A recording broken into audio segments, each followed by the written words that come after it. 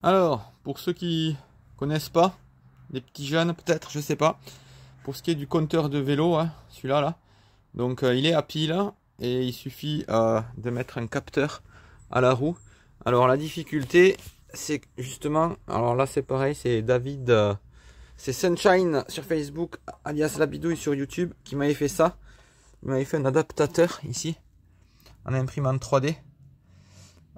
Pour que l'aimant bouge pas, et en fait l'aimant doit passer très près du capteur à un endroit assez précis. Il y a un petit trait et il faut que les deux correspondent. Alors voilà, ça c'est un peu la difficulté, pour que ça passe assez près, ni trop près parce qu'il ne faut pas que ça touche, et au bon endroit. Et après vous avez une vitesse assez précise, puisqu'il vous suffit de rentrer le périmètre de la roue, et là vous dépendez plus des GPS.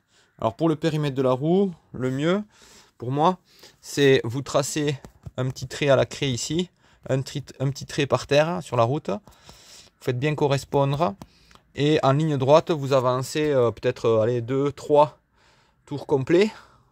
Ça dépend de la taille de votre mètre, hein, ou un tour, ça suffit. Hein. Si vous êtes assez précis, bien sûr, il faut que le pneu soit gonflé normalement, etc.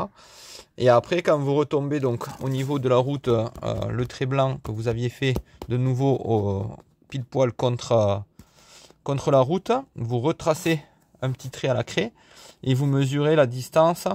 Alors, un coup je te vous vois, un coup je te tutoie, désolé. Tu mesures la distance entre les deux traits.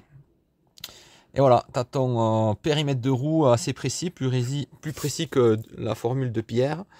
Et tu rentres ce périmètre dans ton compteur vélo, et là tu auras une vitesse archi précise.